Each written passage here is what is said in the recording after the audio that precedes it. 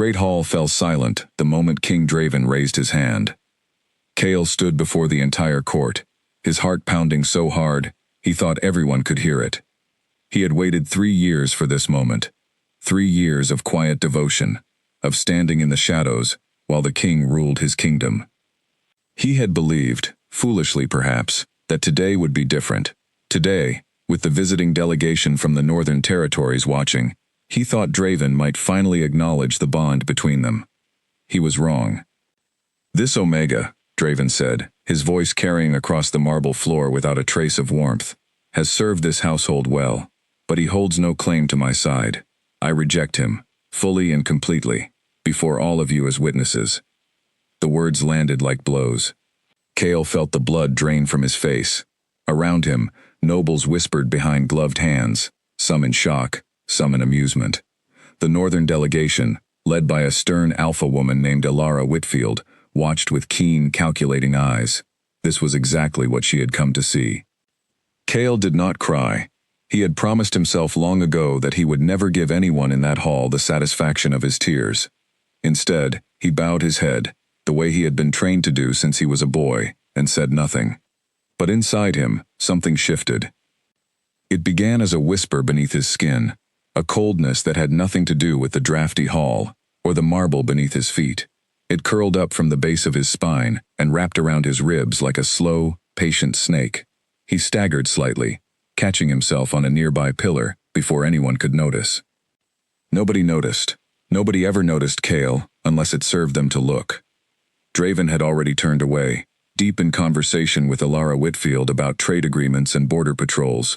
His rejection of Cale, already forgotten, filed away as a necessary political maneuver and nothing more. To him it was simple. An Omega without a formal claim held no true position in the court hierarchy. Rejecting Cale in public cost him nothing, and gained him leverage with the Northern Alliance. It was, in his mind, good strategy. He did not know what those words had done. He did not know about the old bloodline curse that ran through Cale's family, passed down through generations of Omegas who had loved Alphas that never loved them back.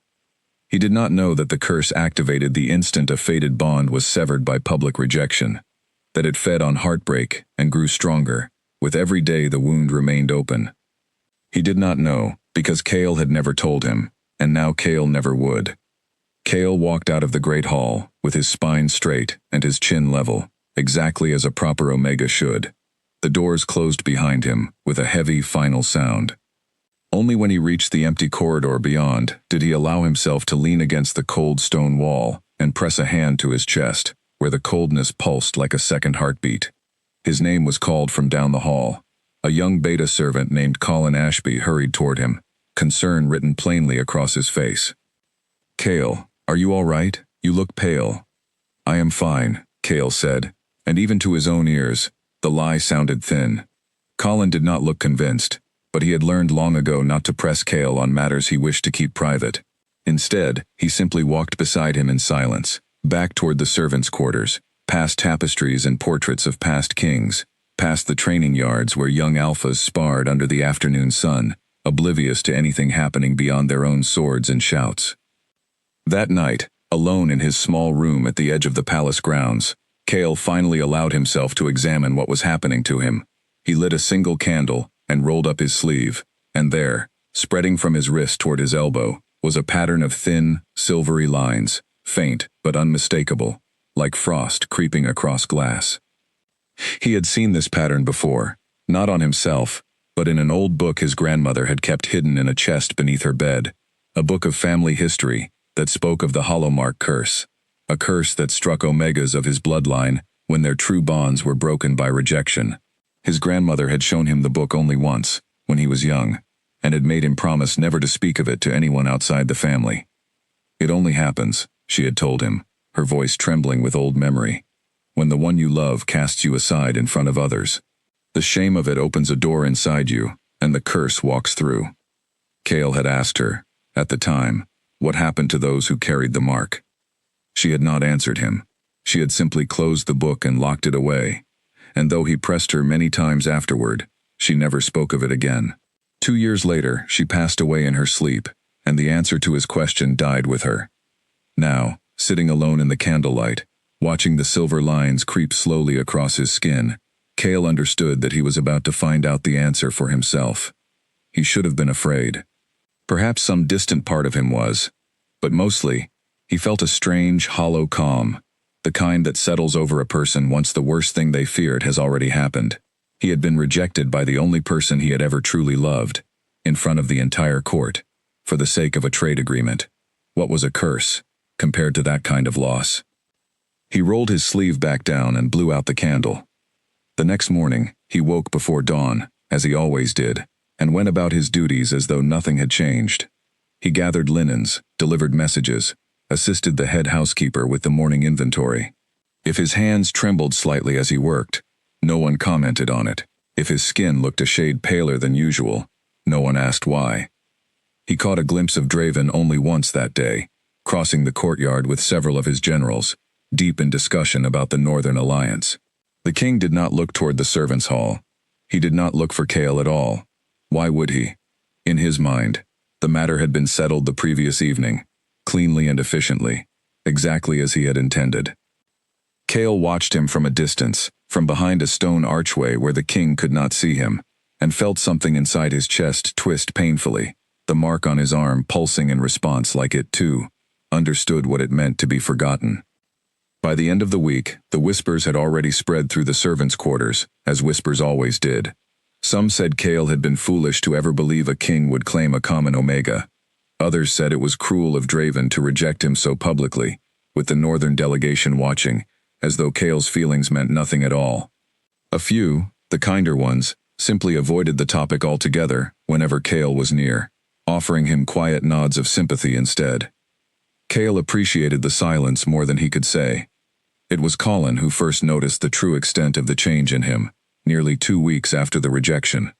They were folding linens together in the laundry room, a task Cale had performed 1,000 times without difficulty, when his hands suddenly went weak, and the stack of fabric slipped from his grip. "Cale!" Colin caught him before he could fall, guiding him down onto a nearby bench. Cale's breathing came fast and shallow, his skin clammy despite the warmth of the room. For a moment, the silver lines on his wrist flickered visibly beneath his sleeve, bright enough that even Colin, who did not know what he was looking at, paused and stared. "What is that?" Colin asked, voice hushed with alarm. Cale pulled his sleeve down quickly, forcing his breathing to steady through sheer will. "Nothing. I have not been sleeping well, that is all." "That was not nothing. Cale, please, let me fetch a healer." "No." The word came out sharper than he intended, and he softened it immediately. "No, Colin, please, I do not wish for anyone to know. I only need rest." Colin studied him for a long moment, clearly torn between respecting his friend's wishes and his own growing worry. In the end, loyalty won out over concern, as it always did with Colin. He helped Cale to his room instead of the healer's quarters, and sat with him until his breathing returned fully to normal. "You will tell me if this happens again," Colin said. It was not quite a question. "I promise," Cale said, though even as he spoke the words, he already knew he intended to keep this secret buried as deeply as he could manage, for as long as he could manage it. He did not want pity. He did not want anyone in that palace, least of all Draven, to know that his rejection had done more than wound his pride. He did not want to be remembered as the Omega who wasted away because a king had spoken a few careless words. He wanted, more than anything, to simply disappear before the curse could finish what it had started. Over the following days, Cale began to plan quietly, methodically, the way he approached every task in his life. He knew he could not remain in the palace much longer. Every day spent near Draven, near the constant reminder of what he had lost, seemed to feed the mark on his arm, drawing it further up toward his shoulder. He needed distance. He needed to be somewhere the curse could not be fed by proximity to the very person who had triggered it. He began setting aside small amounts of coin from his modest wages, hidden inside a loose floorboard beneath his bed. He mapped out, in his mind, the villages beyond the eastern hills, places far enough from the capital that no one would recognize him as a former servant of the royal household.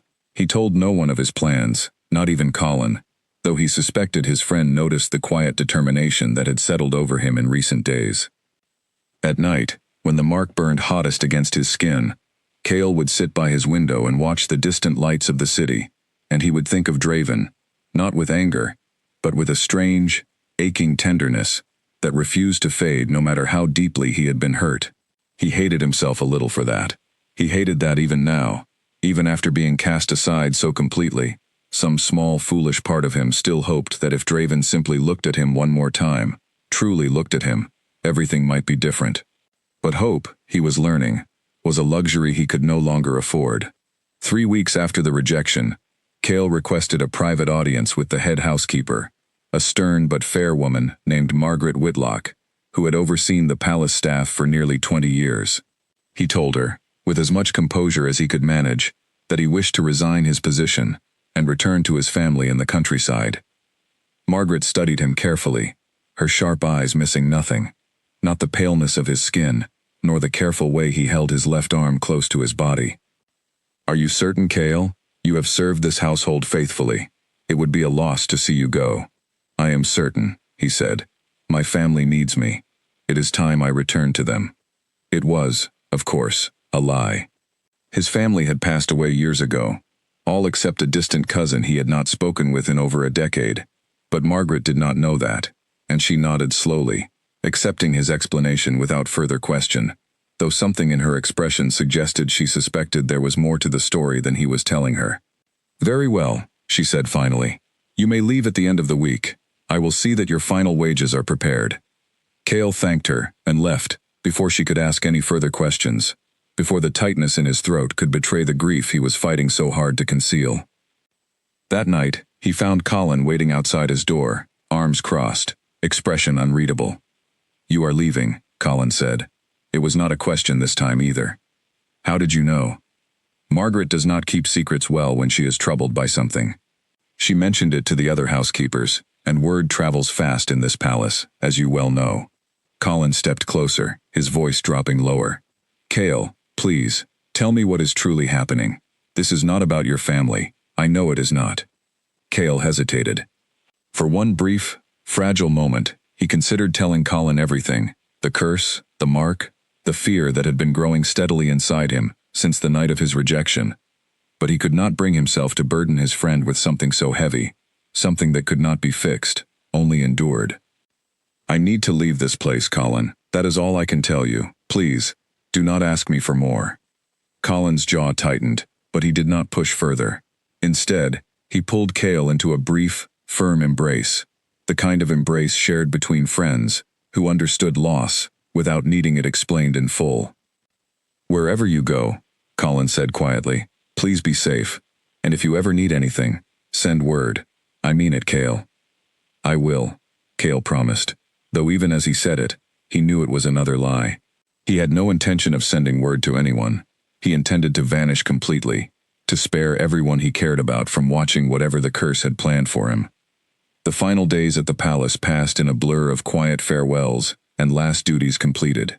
Cale packed the few belongings he owned into a single worn satchel, a change of clothes, a small collection of dried herbs his grandmother had once used for pain, the last few coins he had managed to save, and the hidden book of family history he had taken, without permission, from her belongings after her passing. He did not know if the book held any answers about how to stop the curse, but he could not bear to leave it behind.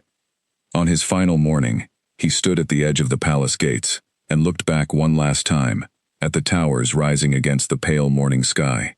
Somewhere within those walls, Draven was likely already awake, already immersed in matters of state, already having forgotten entirely that an Omega named Cale had ever existed within his household. Cale did not wait for a farewell that would never come. He turned, adjusted the satchel on his shoulder, and walked through the gates and down the long road leading away from the only home he had known for the last 3 years.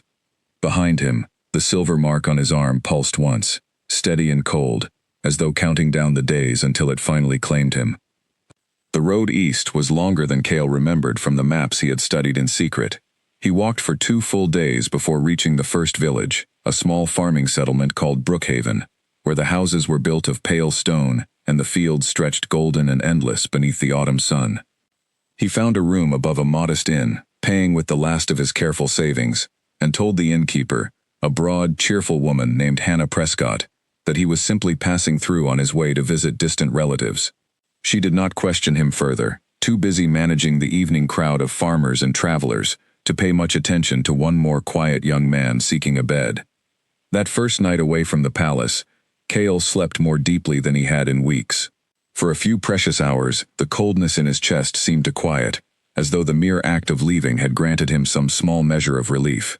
He woke the next morning almost hopeful, believing perhaps that distance alone might be enough to slow whatever the curse intended to do to him. He was wrong about that too.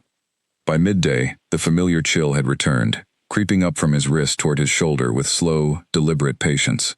He sat in the corner of the inn's common room, nursing a cup of weak tea, and watched his hand tremble slightly as he lifted it. No one around him noticed. To the farmers and travelers filling the room with laughter and conversation, he was simply another quiet stranger passing through, unremarkable and unimportant. He found, strangely, that he preferred it that way. Over the following days, Cale settled into a careful routine. He offered his services to Hannah in exchange for reduced rent, helping in the kitchen, tending to the inn's small garden, mending torn linens with the same careful skill he had once used in the palace laundry room. The work kept his hands busy and his mind, for brief stretches, distracted from the coldness spreading steadily beneath his skin. He also began, in the quiet hours before dawn when the rest of the village still slept, to study his grandmother's book more closely.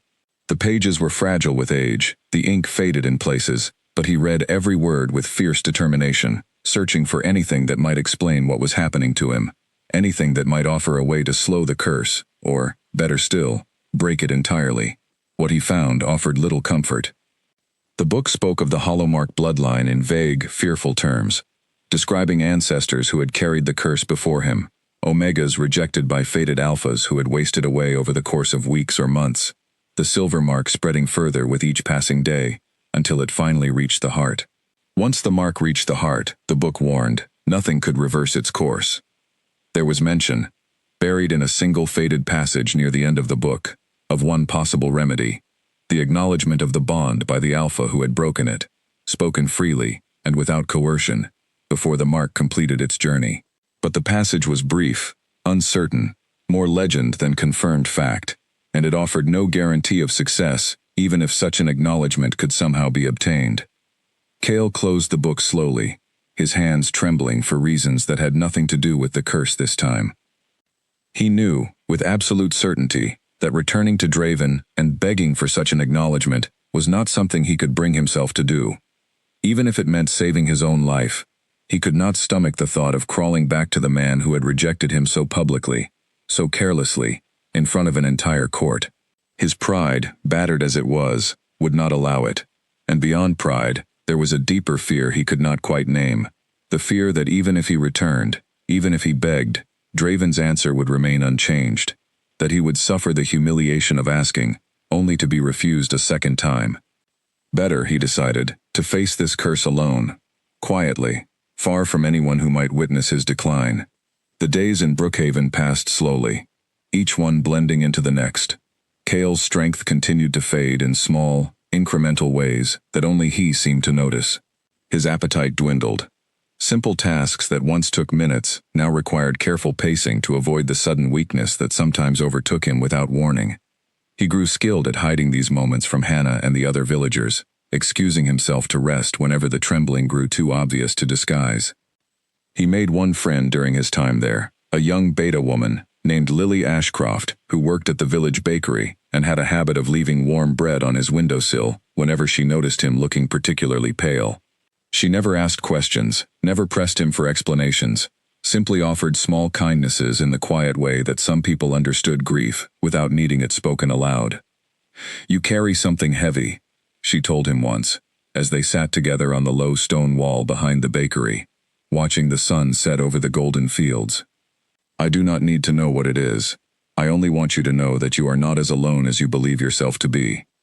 Cale had smiled at that, a small, genuine smile that felt strange on his face after so many weeks of careful composure. "Thank you, Lily. That means more than you know." He did not tell her about the curse. He did not tell her about Draven, or the palace, or the mark spreading steadily beneath his sleeve. But her simple kindness became, in the weeks that followed, one of the few things that made the growing weight inside him feel bearable. Meanwhile, back within the walls of the royal palace, life continued, much as it always had, indifferent to the absence of one quiet Omega, who had once folded linens and delivered messages without complaint. King Draven remained deeply consumed by the delicate negotiations with the northern delegation, spending long hours in council meetings, reviewing trade agreements and border arrangements, with the same sharp focus he brought to every matter of state. If he thought of Kale at all during those weeks, it was only in passing, a brief flicker of memory quickly set aside in favor of more pressing concerns. He had made the right decision, he told himself. The rejection had secured goodwill with Alara Whitfield and her delegation, had demonstrated to the Northern Territories that he was a king who placed strategic alliance above sentiment. It had cost him nothing of value. Or so he believed. It was Colin who first noticed something was wrong, though it took him several days to work up the courage to act on his suspicions. He had promised Kale he would not interfere, had accepted his friend's insistence on secrecy, but as the days passed without any word, his worry only deepened. He found himself, more than once, standing outside Margaret Whitlock's office, hand raised to knock, only to lower it again, and walk away. Finally, nearly 3 weeks after Kale's departure, Colin's worry overcame his hesitation. He sought out Margaret directly, finding her in the palace archives, reviewing household accounts. "May I speak with you about Kale?" he asked, his voice carrying more urgency than he intended. Margaret set down her ledger, studying him with the same sharp attention she gave to every matter within her domain. "What troubles you, Colin?" "Before he left, I saw something on his arm, a mark, silver in color, like frost beneath his skin. He said it was nothing, but I do not believe that was true. He looked unwell, Margaret, truly unwell. I fear something happened to him that he did not wish to share." Margaret's expression shifted, a flicker of genuine concern breaking through her usual composed demeanor. "A silver mark, you say?" "Yes, spreading up from his wrist. Do you know what it might mean?" She hesitated, and in that hesitation, Colin saw something that troubled him even further. Recognition. "I have heard whispers of such things," Margaret said slowly, choosing her words with visible care. "Old stories, mostly dismissed as superstition. A curse said to affect certain bloodlines of Omegas, triggered by the rejection of a true bond. I did not think such things still existed outside of old tales." Colin felt his blood run cold. "You believe Kale carries this curse?" "I do not know," Margaret admitted. "But if the stories hold any truth, and if Kale was indeed rejected by someone he considered a true bond..." She trailed off, her gaze drifting toward the direction of the throne room, though she did not finish the thought aloud. She did not need to. Colin understood exactly what she was implying. "The king," Colin said quietly. "Kale was in love with the king." Margaret did not confirm or deny it outright, but her silence spoke volumes. Colin left the archives that evening with a heavy heart and a growing sense of dread. He wanted, desperately, to bring this information directly to Draven, to force the king to understand what his public rejection might have set into motion. But he had promised Kale he would keep his secret, and beyond that promise, he doubted whether Draven would even listen to a lowly servant's concerns about an Omega he had already dismissed from his mind entirely. Instead, Colin resolved to do the only thing within his power. He began, quietly and carefully, to search for any further information about the curse Margaret had described, hoping to find some way to help his friend, wherever he might be. Weeks passed in Brookhaven, and Kale's condition continued its slow, inevitable decline. The mark had reached his shoulder now, and on particularly difficult days, he could feel its coldness pressing faintly against the edge of his heart, a warning of what was still to come. He grew thinner, quieter, though he continued forcing himself through his small daily routines, with the same stubborn determination that had carried him this far. Lily noticed the change most clearly of anyone.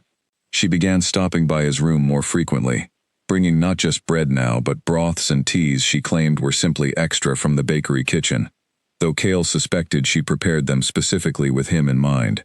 He accepted her kindness gratefully, even as guilt gnawed at him for the secret he continued to keep from her. "You should see a healer," she told him one evening, her expression more serious than usual. "Whatever this is, Kale, it is getting worse. I can see it." "There is no healer who can help me," Kale said quietly. I appreciate your concern, Lily. Truly. But this is something I must face alone. She did not argue further, though the worry never left her eyes after that conversation. She continued visiting, continued bringing small kindnesses, and Cale found himself grateful beyond words for her steady, undemanding presence during what he privately believed might be his final weeks. He began, in the quiet hours of the night, to write. Not letters intended for anyone in particular, simply words spilled onto paper in an attempt to make sense of everything he had lost, and everything he still, foolishly, could not stop feeling. He wrote of the palace, of small stolen moments watching Draven from a distance, moments he had once treasured and now viewed with a strange, bittersweet clarity. He wrote of his grandmother, of the curse, of his fear, and his stubborn refusal to let that fear control his final days. He did not know, as he wrote, that far away in the capital, a beta servant named Colin had already begun uncovering fragments of the very history Cale had spent his life trying to keep hidden. Fragments that would soon set into motion events far beyond anything either of them could yet imagine. 2 months after Cale's departure from the palace, Colin finally found something concrete. It happened by chance, during a routine task he had been assigned in the eastern wing of the palace library, a section rarely visited except by scholars researching the kingdom's oldest histories. While searching for an unrelated record concerning household staff wages, his eyes caught on a slim, leather-bound volume tucked between much larger texts. Its spine so faded the title was nearly illegible. He almost passed it by. Some instinct he could not quite explain, made him pull it free instead. The book was titled, in barely visible lettering, Bloodline Afflictions of the Old Territories. Colin's pulse quickened as he opened it carefully, scanning page after page of archaic script, until he found what he had been searching for, without fully realizing it. An entry describing the Hollowmark curse, in far greater detail than anything Margaret had been able to offer from memory. The entry confirmed much of what Margaret had already suspected. The curse struck certain Omega bloodlines when a fated bond was severed through public rejection, spreading gradually through the body as a visible silver marking, weakening the afflicted individual over a period of weeks or months. Left unaddressed, the curse would eventually reach the heart, at which point, the book stated plainly, death became unavoidable. But the entry also confirmed something else, something Cale's own grandmother's book had only hinted at, in a single uncertain passage. A genuine remedy existed. If the alpha responsible for the rejection acknowledged the bond freely, sincerely, and without external pressure, before the mark reached the heart, the curse could be broken entirely. The acknowledgement needed to be genuine, the book emphasized, underlined even in the ancient script for importance. A forced or insincere acknowledgement would fail to break the bond, and might, in some recorded cases, accelerate the curse instead. Colin read the passage 3 times, to be certain he understood it correctly. His hands trembled slightly as he closed the book, his mind already racing forward to what this meant. Cale was somewhere out in the kingdom, likely still carrying the mark, likely still fading with each passing day, and the only thing that could save him was an acknowledgement from the very man who had rejected him so publicly all those weeks ago. Colin knew he needed to speak with Draven directly, whatever the personal risk. He could no longer honor his promise to Cale's secrecy, not when that secrecy might cost his friend his life. He requested an audience the following morning, a request that was met with mild confusion from the palace guards, who rarely saw servants seeking direct meetings with the king. It took considerable persistence, and the quiet intervention of Margaret Whitlock, who had grown equally concerned in the weeks since their initial conversation, before Draven finally agreed to see him. Draven received Colin in a smaller receiving room adjacent to the throne hall, seated behind a wide desk, covered in maps and correspondence, related to the ongoing northern negotiations. He looked tired, Colin noted, more tired than he remembered seeing the king in recent months, though whether that fatigue stemmed from state matters or something deeper, Colin could not say. You requested this audience rather insistently, Draven said, setting aside the document he had been reviewing. What is this regarding? Colin took a steadying breath. Your Majesty, this concerns Cale, the Omega who once served in your household. Something shifted in Draven's expression at the mention of the name, subtle but unmistakable. A flicker of something Colin could not immediately identify. The Omega why? Rejected before the northern delegation. What of him? He left the palace several weeks after that night, Your Majesty. Before he departed, I noticed a mark on his arm, a silver pattern spreading beneath his skin. I did not understand what it meant at the time. I have since learned it may be evidence of a curse, an old affliction that strikes certain Omega bloodlines when a fated bond is severed through public rejection. Draven's expression hardened slightly, though Colin could not tell whether the reaction stemmed from disbelief or something closer to alarm. A curse. Yes, Your Majesty. According to records I found in the Eastern Library, this curse can be fatal if left unaddressed, but it can also be broken if the alpha responsible for the rejection offers a genuine acknowledgement of the bond before the mark reaches the heart. For a long moment, Draven said nothing at all. He simply stared at Colin, his jaw tight. His hands, Colin noticed, curled into fists atop the desk. You believe Cale considered our bond a fated one, Draven said finally, his voice quieter than before. I believe he loved you, Your Majesty. Deeply, and for a very long time. I do not say this to place blame, only because I fear his life may depend on you understanding the truth of it. Draven rose from his desk and walked to the window, staring out at the courtyard below in silence, for what felt to Colin like an unbearably long stretch of time. When he finally spoke again, his voice carried a weight Colin had never heard from the king before. I did not know, Draven said quietly. I believed the rejection was simply a matter of political necessity. I did not consider that it might carry a cost beyond wounded feelings. Few would have known, Your Majesty. This curse is old, nearly forgotten. Cale himself likely did not fully understand it until it had already begun. Draven turned back to face him, and Colin saw, for the first time, something raw and unguarded in the king's expression, something that looked remarkably like fear. Where is he now? I do not know, Your Majesty. He left without telling anyone his destination. He mentioned returning to family, but I do not believe that was true. As far as I am aware, he has no remaining family beyond a distant cousin he has not spoken with in years. Draven's jaw tightened further. Then we begin searching immediately. Every village, every settlement within a reasonable distance of the capital. I want reports sent to every regional office by the end of the day. Your Majesty, if I may ask. Colin hesitated, uncertain whether the question overstepped his position. Why does this matter to you now, when it did not seem to matter before? Draven was quiet for a long moment, his gaze distant, as though searching through weeks of buried memories he had refused to examine too closely until now. I told myself it did not matter, he admitted finally. I told myself many things, that political necessity justified the cost, that an Omega, without formal claim, held no true position worth protecting, that sentiment had no place in matters of state. I was wrong, Colin. I understand that now, though I fear the understanding has come far too late. He moved toward the door, calling for his guards, his advisors, setting into motion a search that would soon stretch across half the kingdom. But even as the machinery of the search began turning, Colin could see the doubt still lingering behind Draven's eyes, the fear that whatever he had set aside so carelessly weeks ago might already be beyond saving. Word of the king's sudden search for a missing Omega spread quickly through the palace, and from there, out into the capital and beyond.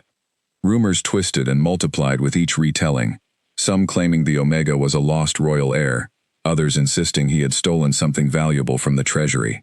Few guessed at the true reason behind the search, and Draven made no effort to correct the rumors, unwilling to expose the full truth of Cale's suffering to public speculation. Alara Whitfield, still present in the capital finalizing the Northern Alliance, took note of the sudden shift in the king's focus, with visible curiosity, though she said little about it directly. She had achieved what she came for, after all, the rejection of a potential rival for the king's affections, a demonstration of Draven's willingness to place strategic priorities above personal attachment. Whatever came after that no longer concerned her negotiations, and she chose, wisely, not to interfere. Meanwhile, riders were dispatched in every direction from the capital, carrying descriptions of Cale to villages and settlements across the kingdom. Draven himself insisted on joining a portion of the search, unwilling to remain within the palace walls while the fate of someone he had wronged so deeply hung in uncertain balance. You cannot simply abandon your duties as king, one of his senior advisors, a stern older alpha named Gerald Ashworth, protested, when Draven announced his intention to ride out personally. "The northern negotiations are still delicate. Your presence here matters." "My presence can wait a few days," Draven replied firmly. "This cannot." Gerald studied him for a long moment, clearly unaccustomed to seeing this level of urgency from a king who had, until recently, treated the entire matter of Cale's rejection as a minor political calculation. "May I ask what has changed, Your Majesty?" Draven met his advisor's gaze steadily. "I have learned the cost of my own carelessness, Gerald. I do not intend to compound that mistake by remaining idle while someone suffers the consequences of it." There was no arguing with that kind of resolve, and Gerald, sensing the futility of further protest, simply bowed his head and began arranging the necessary preparations for the king's departure. By the following morning, Draven rode out from the capital with a small escort, following the eastern road that Colin had learned, through careful questioning of the palace stable staff, Cale had likely taken during his own departure weeks earlier. It was a slim lead, uncertain and possibly outdated, but it was the only direction they had, and Draven pursued it with a determination that surprised even those closest to him. As the days of travel stretched on, Draven found himself thinking, more and more, of moments he had spent years deliberately overlooking. Small gestures of quiet loyalty from Cale that he had accepted without a second thought. The careful way Cale had always anticipated his needs before he voiced them. The steady, unwavering devotion that had asked for nothing in return, not even acknowledgement, until that single night, when Draven had finally, cruelly, made clear exactly how little that devotion meant to him. He had told himself, for years, that such devotion was simply the natural behavior of a loyal servant. He had never allowed himself to consider that it might have been something deeper, something that deserved far better treatment than the careless dismissal he had offered before an entire court of witnesses. Now, riding hard along the eastern road with the weight of that realization pressing heavily against his chest, Draven could only hope that he had not discovered the truth too late to matter. The first village Draven's search party reached along the eastern road was smaller than expected, little more than a cluster of farmhouses surrounding a modest chapel. The innkeeper there, an elderly man with tired eyes, shook his head when shown a description of Cale. "No one matching that description has passed through here in recent months, my lord," he said, addressing Draven with the formal title reserved for traveling nobility, unaware he was speaking to the king himself, as Draven had chosen to travel under a plainer identity to avoid drawing unwanted attention. Though travelers do pass through quickly this time of year, heading toward the larger settlements further east. Draven thanked him and pressed onward, refusing to let the first disappointment slow his resolve. He knew the search would require patience, that Cale could have taken any number of routes away from the capital, that weeks had already passed since his departure, giving him ample time to travel far beyond the immediate surrounding villages. Still, each unsuccessful inquiry weighed on him more heavily than the last. By the fourth day of searching, Draven's party reached a larger crossroads town where several trade routes converged. Here, finally, they found their first genuine lead, a merchant who recalled a quiet young man matching Cale's description, passing through several weeks earlier, heading toward the farming settlements further along the eastern road. "He looked unwell, if I recall correctly," the merchant added, scratching his chin thoughtfully. "Pale, thin. I remember thinking he seemed to be traveling despite illness, rather than because of good health." The words struck Draven like a physical blow. He thanked the merchant and returned to his horse with renewed urgency, pushing his party to cover greater distances each day, driven by an anxiety that grew sharper with every new detail, confirming Cale's declining condition. Colin, who had insisted on joining the search party despite his lack of formal riding experience, struggled to keep pace during the long days of travel, but he refused every suggestion that he remain behind. "Cale is my friend," he told Draven simply, when the king expressed concern over his evident exhaustion one evening at camp. "I will see this through until we find him." Draven found himself, in the quiet hours around their evening fires, growing to respect Colin's fierce loyalty more, with each passing day. It was a stark contrast, he realized uncomfortably, to his own treatment of Cale, a king who had claimed to value loyalty above all else, yet had discarded genuine devotion the moment it became politically inconvenient. "Tell me about him," Draven said one evening, staring into the flickering campfire. "Cale, what was he like?" before all of this? Colin considered the question carefully before answering. Quiet, careful. He rarely spoke unless he had something meaningful to say. But when he did speak, people listened, because his words always carried genuine thought behind them. He worked harder than almost anyone else in the household, though he never sought recognition for it. And he cared deeply, Your Majesty, more deeply than most people ever realized, because he rarely allowed that care to show on the surface.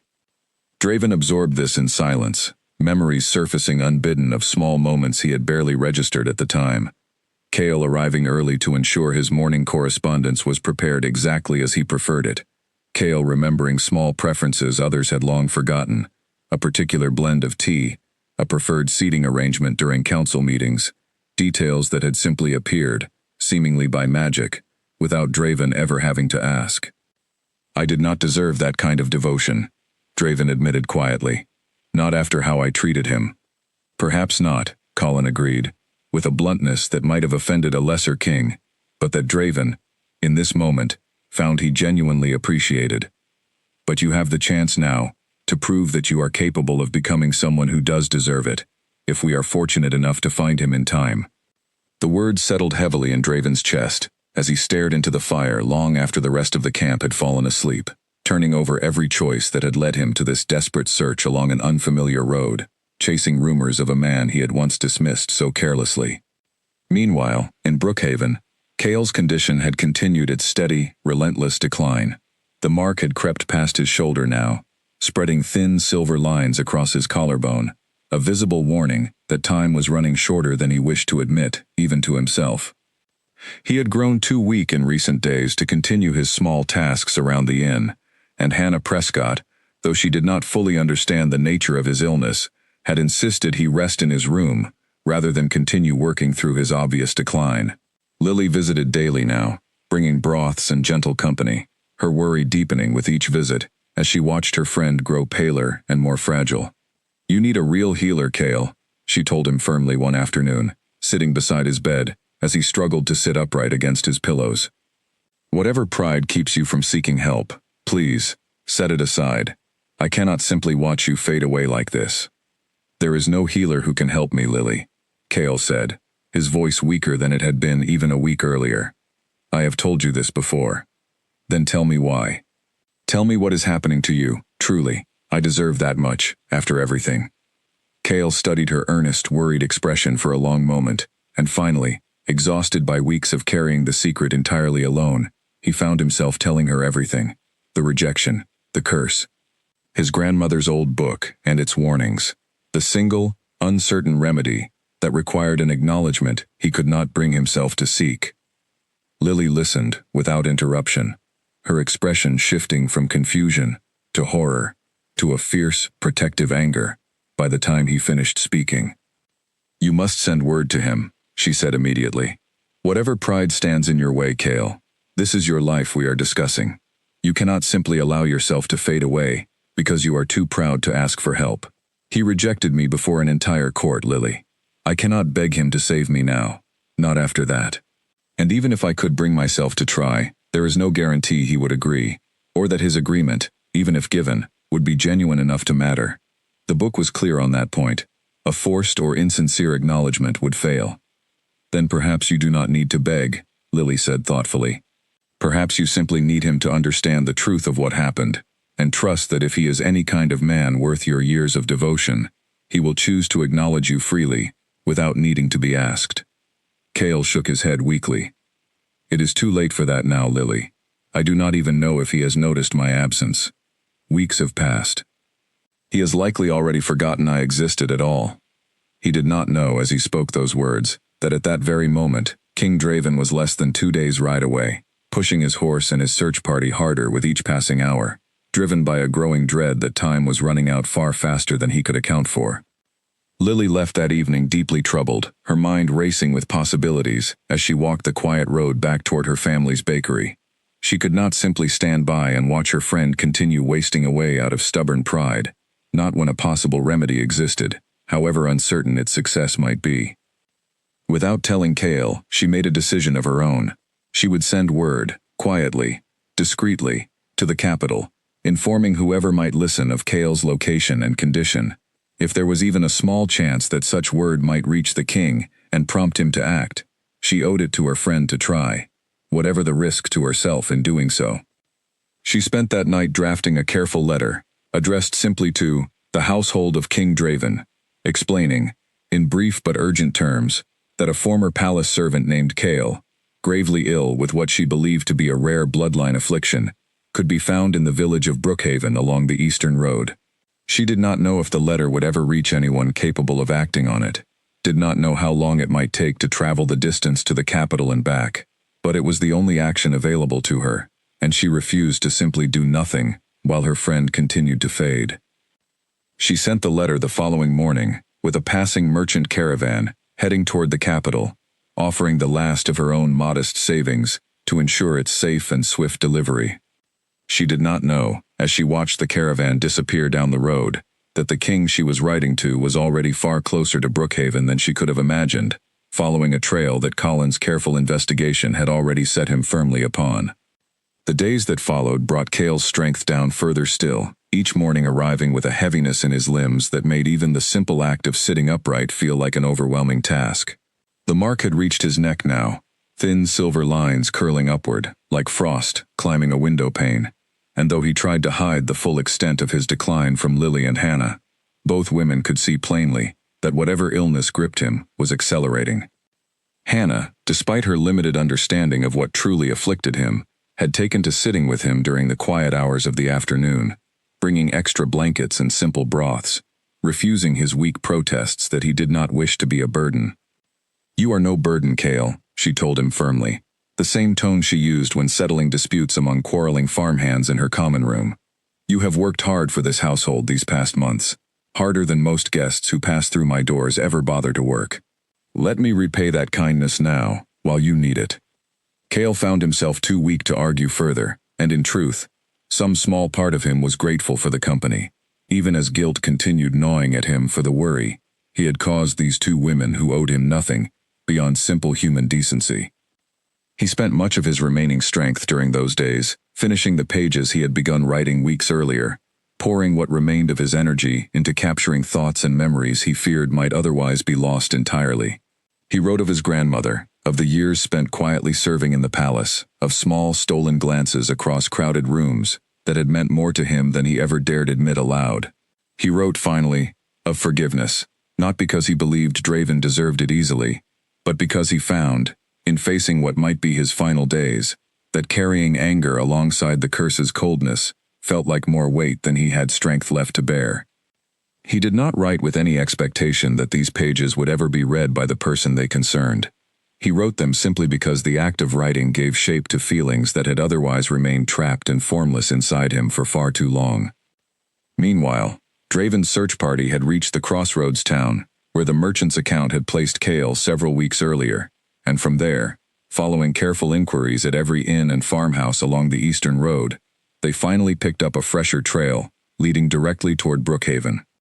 A young man matching that description has been staying at the inn there for some months now, a traveling farmer told them, when questioned at a roadside market roughly a day's ride from the village. "Sickly, from what I have heard. The innkeeper has taken quite a liking to him, treats him almost like family." Draven felt something tighten painfully in his chest at the word sickly, a fear that had been building steadily since the merchant's earlier account, now sharpening into something closer to genuine dread. He pushed his horse harder along the remaining stretch of road, his escort struggling to keep pace with the urgency he demanded. "Your Majesty," Gerald Ashworth called out at one point, concern evident in his voice as he rode alongside the king. "You will exhaust yourself and your horse both if you continue at this pace. We are close now. A single day's delay will not change the outcome." "You do not understand, Gerald," Draven replied, his eyes fixed firmly on the road ahead. "Every hour may matter now. I will not slow simply for the sake of my own comfort." Gerald said nothing further, recognizing the futility of arguing against a king so thoroughly consumed by urgency, and simply matched his pace as best he could, allowing Draven to lead their party forward at the punishing speed he demanded. They reached the outskirts of Brookhaven as evening settled over the golden fields, the village's modest chapel bell tolling softly in the distance as farmers made their way home from the day's labor. Draven drew his horse to a stop at the village's edge, his heart pounding with an anxiety far removed from anything he had experienced during years of political negotiations and matters of state. "The inn," he said simply, and Colin, riding beside him, pointed toward a modest building at the center of the village, its windows glowing warmly with lamplight against the deepening dusk.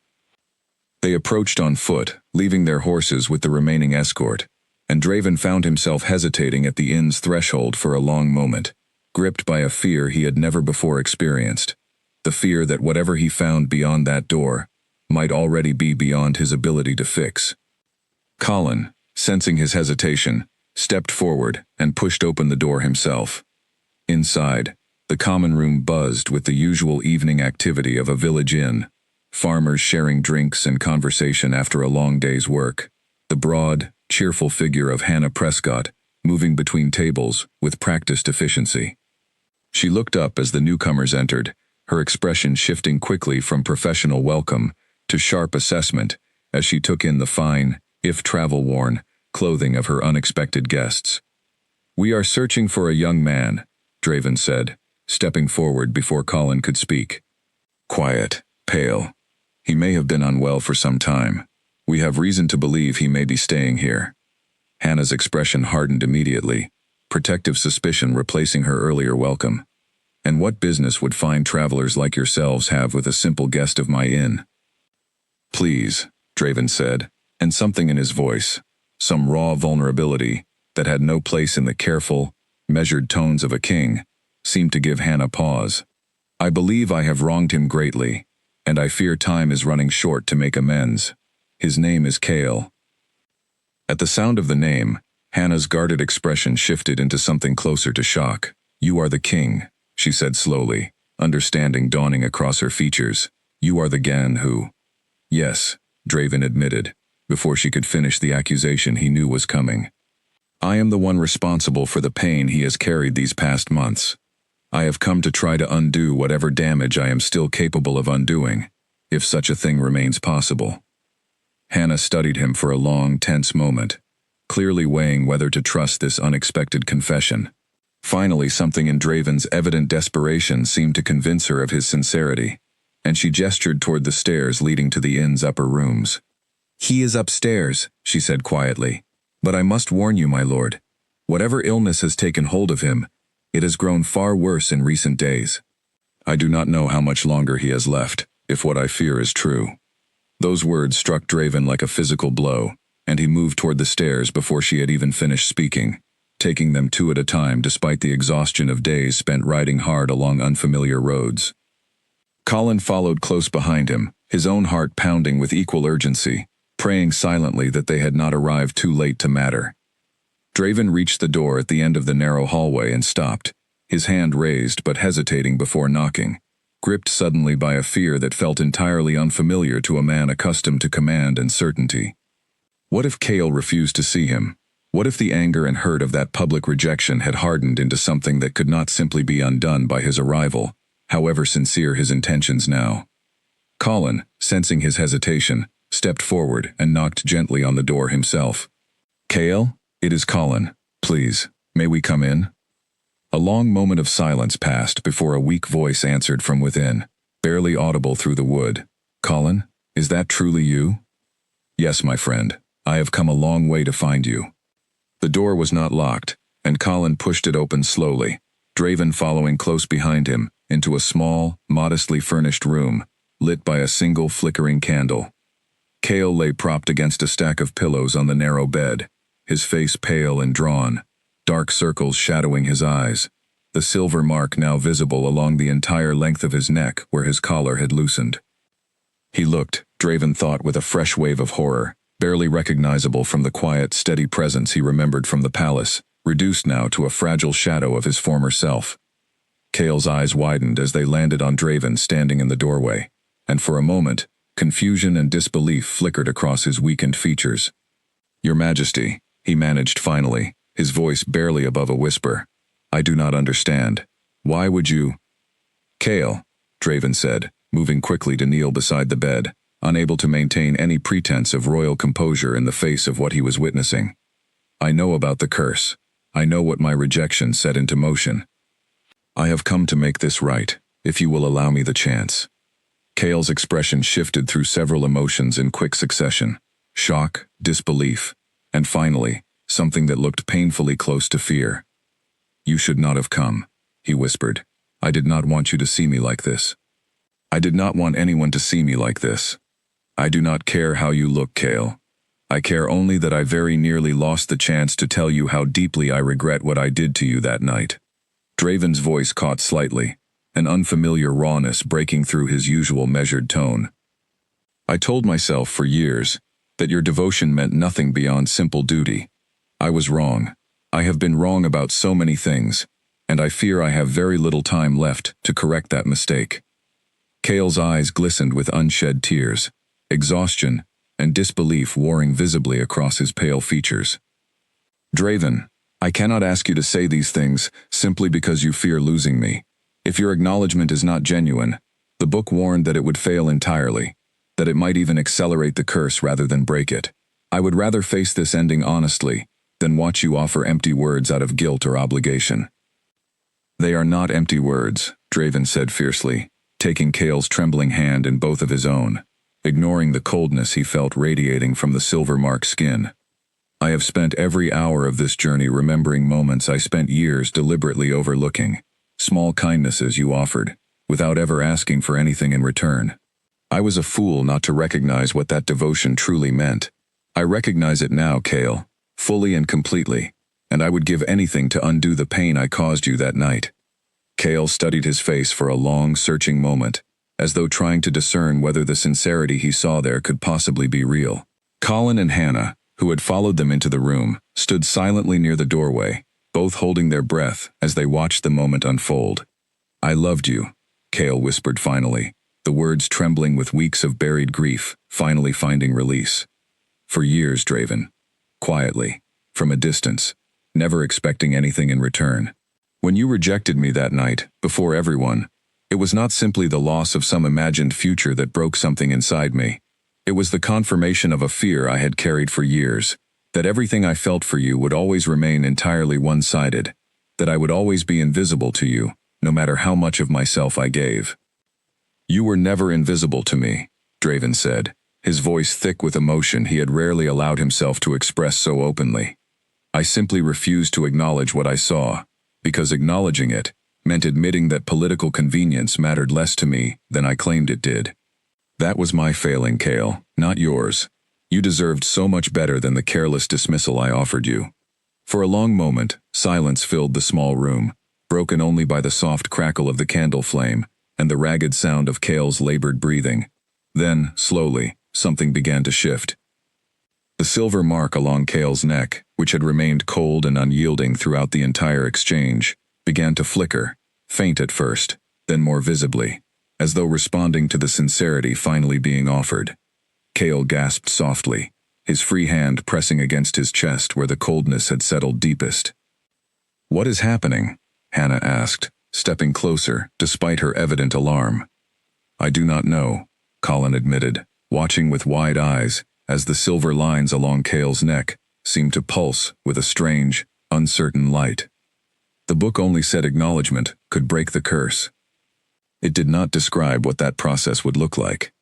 Cale's breathing grew more labored for a moment, his body tensing as though caught in some internal struggle between the curse's grip and whatever force Draven's words had set into motion. Draven tightened his grip on Cale's hand, refusing to let go despite his own mounting fear that they had perhaps arrived too late after all, that the acknowledgement had come one crucial moment too slow to matter. "Stay with me, Cale," he said urgently, leaning closer. "Please. Whatever happens now, know that I meant every word. I claim you, fully and completely, before anyone who wishes to witness it.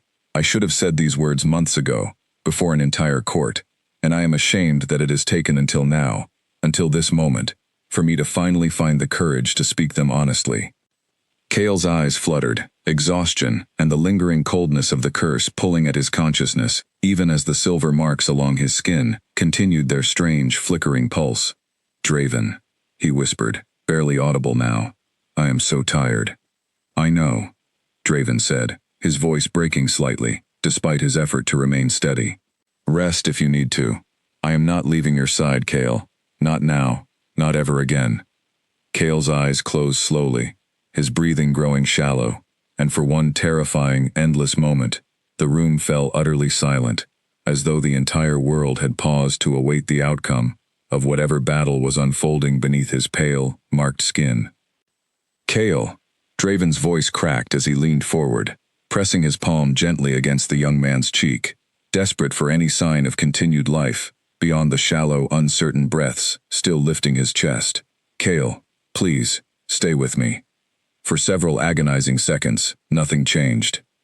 The candle flickered in the small room, casting uneasy shadows across the walls, and Colin found himself gripping the doorframe so tightly his knuckles had gone white, while Hannah pressed a trembling hand to her mouth, watching the scene unfold with tears already gathering in her eyes. Then, slowly, the silver marks along Cale's neck and collarbone began to fade. It happened gradually at first, the frost-like pattern losing its sharp definition, softening at the edges like ice beginning to melt beneath gentle warmth. Draven watched, hardly daring to breathe himself, as the coldness that had gripped Cale's skin for weeks began, finally, to retreat. "Look," Colin whispered, stepping closer despite his earlier hesitation. "Draven, look at his arm." Draven glanced down at Cale's exposed wrist, where the mark had first appeared all those months ago, and saw the silver lines there fading as well, retreating steadily back toward the point where the curse had originally taken hold. Cale's breathing, though still shallow, seemed to steady slightly, the ragged, labored quality easing into something closer to natural, restful sleep. "Is he?" Hannah began, unable to finish the question, afraid of what answer she might receive. "He is breathing more easily," Draven said, relief flooding through him, even as caution kept him from fully believing the danger had passed. "But I do not know if this means the curse has broken entirely, or simply slowed. We should send for a healer, immediately, someone who might better understand what we are witnessing." Hannah nodded quickly, grateful for a task that gave her trembling hands something useful to do, and hurried from the room to send word to the village's modest healer, an elderly woman named Beatrice Farrow who had tended to Brookhaven's ailments for nearly 3 decades. Beatrice arrived within the hour, her weathered hands moving with practiced gentleness as she examined Cale's condition, checking his pulse, his breathing, the fading remnants of the silver marks along his skin. Draven watched every movement with anxious attention, refusing to leave Cale's bedside even for a moment during the examination. "I have heard whispers of such curses," Beatrice said finally, straightening from her examination with a thoughtful expression. "Old bloodline afflictions, rarely seen in these modern times. Whatever happened here tonight, my lord, it appears the worst of the danger has passed. His pulse is steadier than I would have expected, given how far the mark had spread. He will need rest, proper nourishment, and time to fully recover his strength. But I do not believe his life remains in immediate danger any longer." The relief that flooded through Draven at those words nearly buckled his knees, a physical release of tension he had carried since the moment Colin first informed him of the curse weeks earlier. He sank into the chair beside Cale's bed, keeping one hand wrapped gently around the sleeping man's fingers, unwilling to sever the connection now that it had finally, mercifully, proven strong enough to matter. "Thank you," he said quietly, addressing Beatrice, though the words carried a weight that extended far beyond simple gratitude for her medical assessment. "Thank you for confirming what I feared. I might have arrived too late to secure." Beatrice offered him a knowing look, the kind reserved for those who had witnessed enough of life's difficult moments to recognize genuine relief when she saw it. "Love arriving late is still love arriving, my lord, provided it arrives before the door closes entirely. It seems, in this case, you managed to reach that door just in time." She left careful instructions for Cale's continued care before departing, promising to return the following morning to check on his progress. Hannah, still visibly shaken but relieved beyond words, retreated downstairs to manage the inn's evening business, leaving Draven and Colin alone in the quiet room with the sleeping figure between them. "I did not know if we would make it in time," Colin admitted quietly, settling into a chair near the window, exhaustion from the long journey finally catching up with him, now that the immediate crisis had passed. "When Hannah said his condition had grown worse, I feared the worst possible outcome." "As did I," Draven admitted. "I do not think I have ever felt fear quite like that, Colin. Not during any battle, any political crisis, any threat to the kingdom's stability." The thought of losing him, of having caused his suffering through my own carelessness, and then arriving too late to fix it, was more terrifying than anything I have faced in my years as king. Colin studied him thoughtfully for a moment. What will happen now, Your Majesty? Once he recovers his strength, I mean. Will you bring him back to the palace? Draven considered the question carefully, his gaze drifting back to Cale's sleeping form. The silver marks now almost entirely faded from his visible skin, his breathing steady and natural for the first time in what Draven imagined had been weeks. That will be his choice to make, Colin, not mine. I have taken enough choices away from him already through my own carelessness. Whatever happens from here, I intend to ensure he understands that his voice, his wishes, matter to me now in ways I failed to demonstrate before. It was a small thing, perhaps, in the grand scheme of what had transpired, but Colin found himself genuinely moved by the sincerity behind those words, a stark contrast to the king he had approached weeks earlier, with such uncertainty about whether his concerns would even be heard. Cale slept through the remainder of that night and well into the following morning. His body finally allowed the rest it had been denied for so long as it battled the curse's steady advance. Draven remained by his side throughout, dozing occasionally in the chair beside the bed, but refusing any suggestion that he retire to more comfortable accommodations elsewhere in the inn. When Cale finally stirred, sunlight streaming softly through the room's single window, he found Draven still there, watching him with an expression of such careful, quiet attention that Cale initially wondered if he was still dreaming. "You are still here," he murmured, his voice stronger now than it had been the previous evening, though still carrying the fatigue of his long ordeal. "I told you I would not leave," Draven said softly, reaching for his hand once more. "How do you feel?" Cale considered the question carefully, taking stock of his own body for the first time in what felt like ages, without the constant, gnawing coldness that had accompanied him for so many weeks. "Tired," he admitted, "but different, lighter, somehow, like something heavy has finally been lifted from my chest." "Beatrice believes the curse has broken," Draven said, "though she recommends rest and time before we can be fully certain of your recovery." Cale nodded slowly, absorbing this information, his gaze drifting toward the window and the golden morning light spilling across the modest room. For a long moment he said nothing at all, simply breathing in the strange, unfamiliar sensation of a body no longer fighting silently against an invisible enemy. "I did not expect you to come," he said finally, turning his gaze back toward Draven. "Even after everything, I did not truly believe you would come." "I understand why you would think that," Draven said quietly. "I gave you every reason to believe it, but I am here now, Cale, and I intend to spend however long it takes proving that my presence here means what I claim it means, if you will allow me the chance to prove it."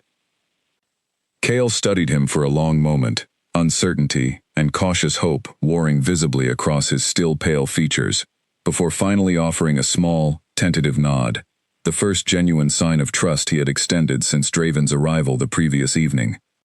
It was not, Draven understood, a full return to what they might once have shared.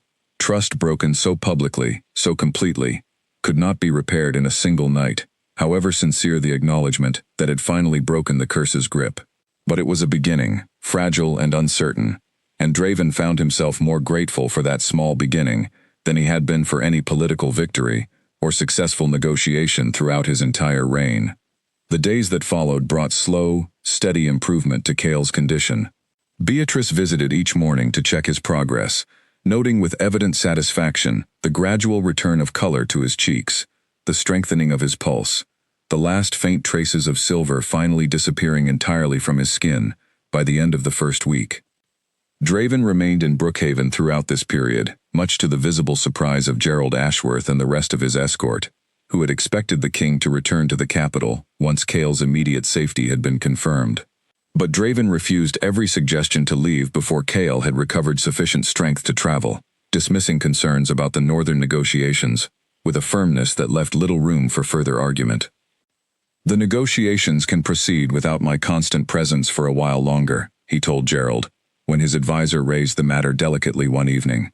"Alara Whitfield's delegation has secured the terms they came for. My presence here matters more, at least for now." Gerald, who had witnessed enough of the king's transformation over the preceding weeks to understand the depth of his resolve, simply nodded, and made arrangements for the ongoing management of state affairs to continue from a distance, trusting his most senior counselors to handle matters requiring immediate attention.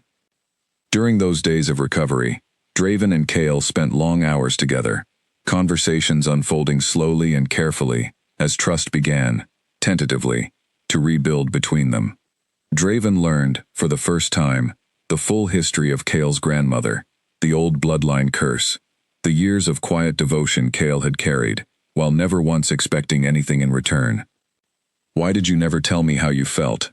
Draven asked one afternoon, as they sat together in the modest garden behind the inn, sunlight warming the golden autumn air around them.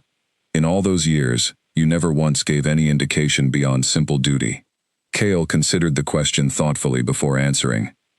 "I did not believe it was my place to speak of such things. You were king, and I was simply a servant in your household. I told myself, for years, that hoping for anything more would be foolish, that I should be content simply to serve you well, and ask for nothing beyond that." "That was not fair to either of us," Draven said quietly. "If you had spoken sooner, perhaps I would have recognized what I was overlooking far earlier than I did."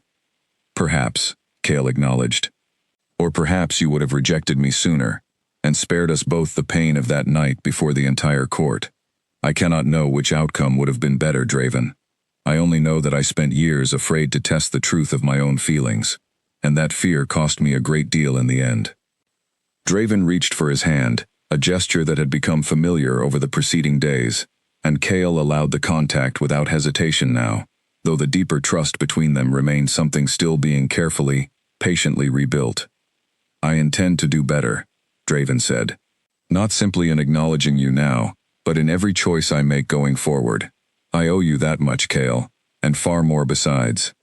Lily visited frequently during this period as well, her initial wariness toward the king softening gradually as she witnessed the genuine care he demonstrated toward her friend day after day. She pulled Cale aside privately one afternoon, while Draven was occupied with correspondence from the capital, her expression serious. "Do you trust him?" she asked directly. "Truly trust him, Cale, not simply hope that this time will be different?" Cale considered the question with the same careful thoughtfulness he brought to everything in his life. "I do not know yet, fully," he admitted, "but I believe he is trying, genuinely trying, in a way he never demonstrated before. That has to count for something, does it not?" "It counts for a great deal," Lily agreed. "Just be careful with your heart, Cale. You have already given so much of it away once before, with painful consequences. Do not rush to give the rest away again, before you are certain it is safe to do so."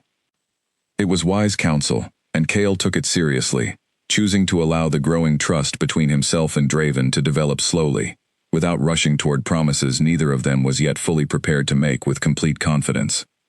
Colin, for his part, found himself in the unusual position of having become something of a trusted advisor to the king during this extended stay in Brookhaven, Draven consulting him regularly on matters concerning Cale's well-being and comfort.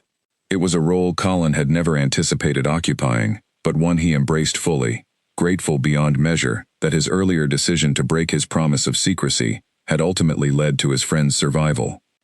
"I was afraid you would be angry with me," Colin admitted to Cale one evening, as they sat together in the quiet of his room, Draven having stepped out briefly to attend to correspondence. "For telling him about the curse, I mean. I know you wish to keep it hidden." Cale shook his head slowly. "I could never be angry with you for saving my life, Colin. I was foolish to believe I could face this alone. Your loyalty, and your courage in breaking your promise when it mattered most, is the only reason I am still here, to have this conversation with you at all."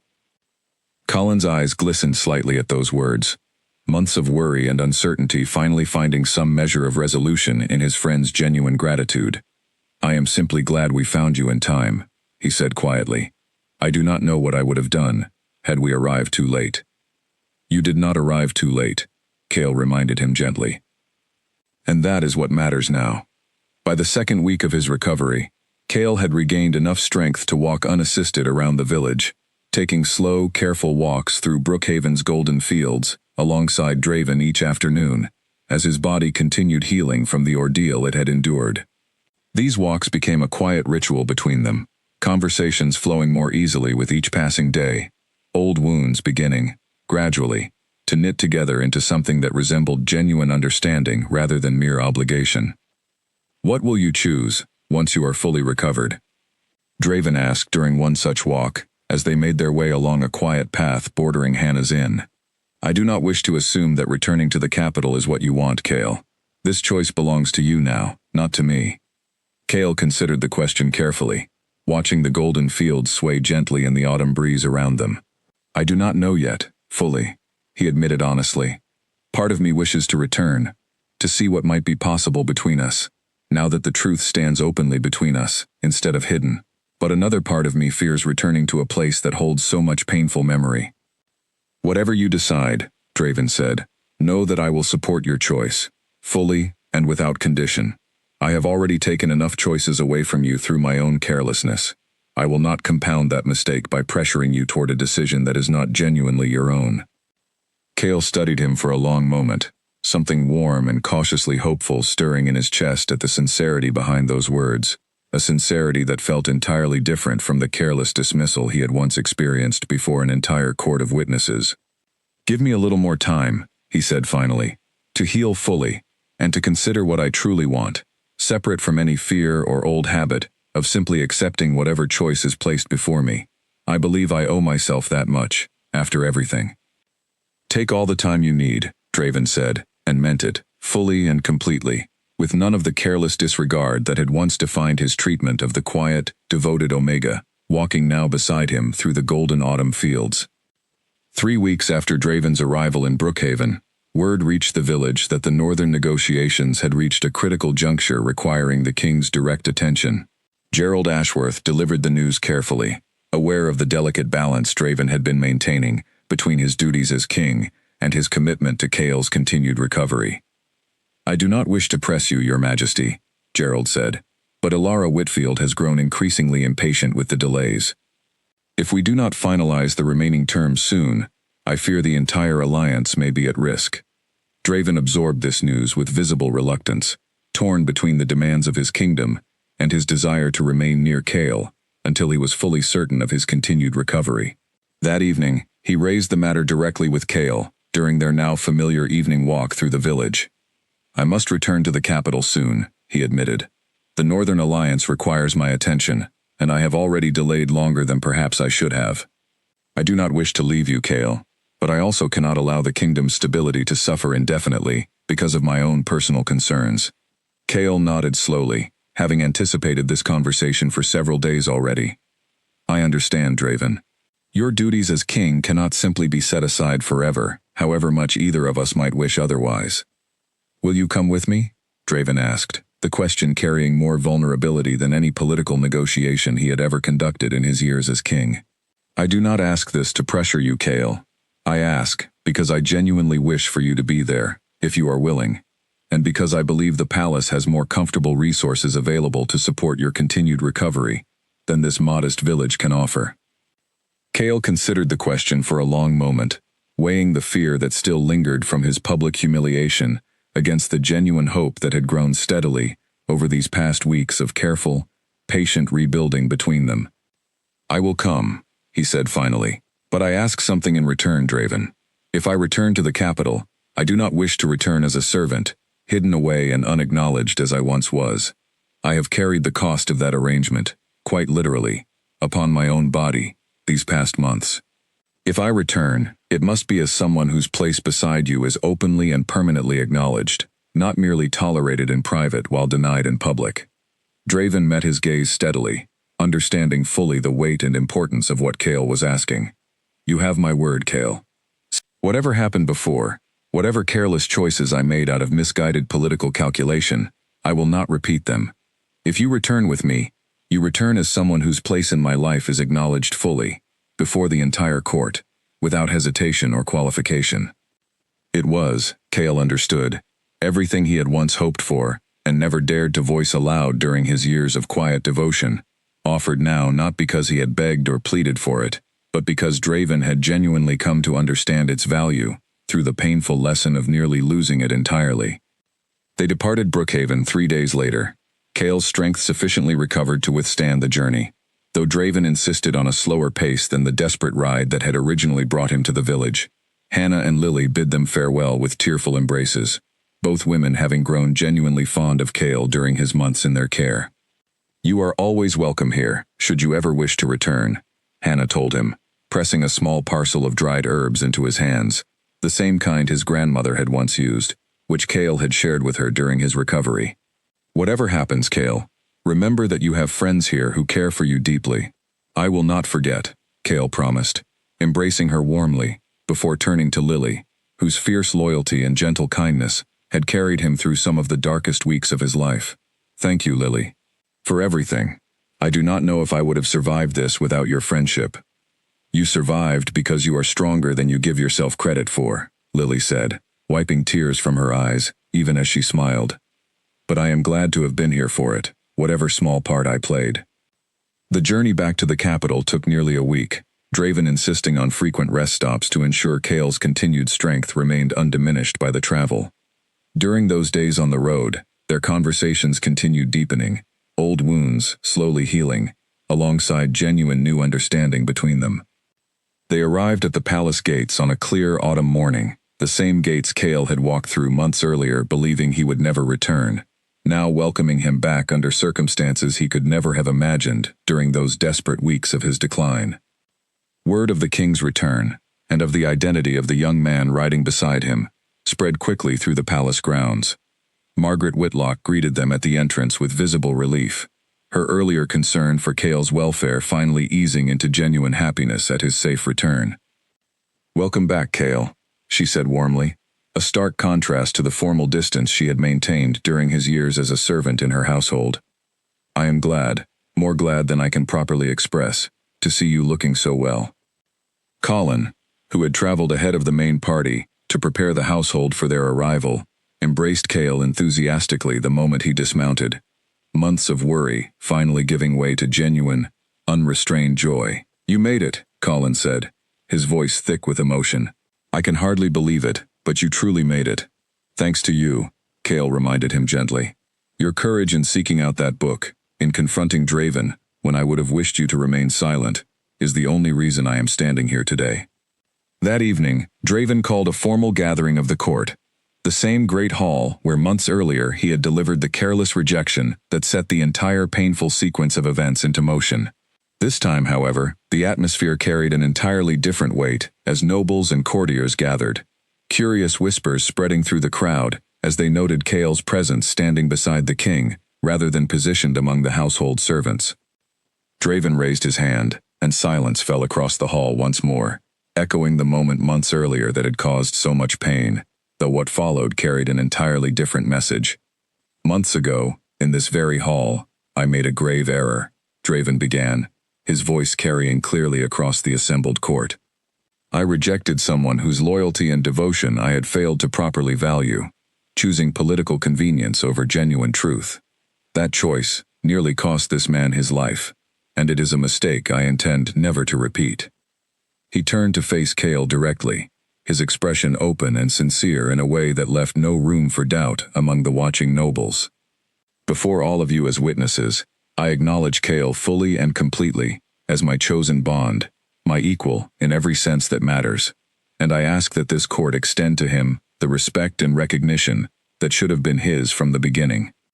A murmur rippled through the assembled crowd, some expressions carrying genuine surprise, others quiet approval, and a few, Elara Whitfield included, calculating reassessment of what this shift might mean for the ongoing Northern Alliance. But Draven paid little attention to those political calculations in this moment, his focus remaining entirely on Cale, whose eyes had filled with tears at finally hearing, before an entire court, the acknowledgement he had once believed he would never receive. "I accept," Cale said softly, his voice trembling slightly with the weight of the moment, but carrying clearly enough for those nearest to hear, fully, and without hesitation. The great hall erupted into a mixture of applause and continued murmured conversation, the formal acknowledgement representing not merely a personal reconciliation between two individuals, but a significant shift in the court's understanding of what genuine loyalty and devotion deserved in return. In the months that followed, life within the palace settled into a new rhythm, one that bore little resemblance to the careful, hidden devotion Cale had once offered from the shadows of his former position. He no longer folded linens or delivered quiet morning correspondence, though he often remarked, with a small private smile, that he sometimes missed the simple rhythm of those familiar tasks. Instead, he found himself gradually stepping into a new role beside Draven, attending council meetings when matters concerned him directly, offering counsel that Draven had come to value deeply during their months of rebuilding trust between them. The court, initially uncertain how to treat this significant shift, gradually came to respect the quiet wisdom and steady judgment Cale brought to every matter he engaged with, much as Colin and Margaret had recognized in him for years, before anyone else thought to look closely enough to notice. The physical mark of the curse never returned, though Cale carried, always, a faint silvery scar along his wrist, a permanent reminder of what nearly cost him everything. He did not resent the scar. Instead, he came to view it much as he viewed the difficult months in Brookhaven, as proof of both what he had survived and what genuine change, however delayed, could ultimately accomplish. He maintained his friendship with Hannah and Lily through regular correspondence, and made several visits back to Brookhaven over the following year, always welcomed warmly by the village that had sheltered him during his most difficult days. Draven accompanied him on more than one of these visits, the imposing king of the realm somehow managing to charm the villagers with the same genuine warmth he had shown during his own weeks spent there searching desperately for the man he had once so carelessly dismissed. Colin remained a close and trusted friend throughout, his position within the household elevated in quiet recognition of the courage he had shown in breaking his promise of secrecy when it mattered most. He often joked, in later years, that he had accidentally become something of a royal advisor simply by refusing to keep a friend's dangerous secret buried, a joke that always drew a warm, grateful laugh from Cale whenever it was shared between them. Ilara Whitfield's Northern Alliance was ultimately finalized several months later, the delay caused by Draven's search for Cale having done little lasting damage to the negotiations, though the Northern delegate herself remarked, on more than one occasion, that she found the king's evident devotion to his eventual bond somewhat inconvenient to her original political calculations, having hoped to secure a marriage alliance through Cale's earlier rejection. "You have cost me a rather promising strategic opportunity," she told Draven once, with dry amusement rather than genuine bitterness, during a formal state dinner nearly a year after the events in Brookhaven. "I apologize for the inconvenience," Draven replied, equally dry, glancing toward Cale seated beside him, with unmistakable warmth in his expression, "though I find I have very little regret over the outcome." As for Cale and Draven themselves, the trust between them continued to deepen slowly, carefully, built through countless small choices that stood in stark, deliberate contrast to the single careless choice that had once nearly cost everything. Draven made a point, in the years that followed, of never again treating Cale's presence or feelings as secondary to political convenience, a lesson learned through the near loss of everything that had come to matter most to him. On a clear spring morning nearly 2 years after that desperate ride to Brookhaven, Draven formally announced Cale's position as his permanent bonded partner before the full assembled court, a ceremony marked not by careless political calculation, but by genuine celebration among nobles and household staff alike, many of whom had come to know and respect Cale during the years of his quiet service, long before circumstances had revealed the depth of devotion he had carried all along. Cale stood before the same great hall where he had once been publicly rejected, where the curse had first taken hold beneath his skin, and found, to his own quiet surprise, that the painful memory of that earlier moment no longer carried the same sharp sting it once had. In its place stood something far stronger, a partnership built not on careless assumption, but on hard-won understanding, tested through genuine crisis, and ultimately strengthened by the honest reckoning that crisis had forced upon them both. "I never imagined," Cale told Colin quietly, during a private moment amid the ceremony's celebrations, "that the worst night of my life would eventually lead to the best days I have known." "Sometimes," Colin replied, smiling warmly at his old friend, "the hardest paths lead to the destinations most worth reaching. I am simply glad I was there to help you along the way, even when you wished I would leave well enough alone." Cale laughed softly at that, a genuine, easy sound that carried none of the careful restraint he had once maintained during his years as a quiet, unacknowledged servant.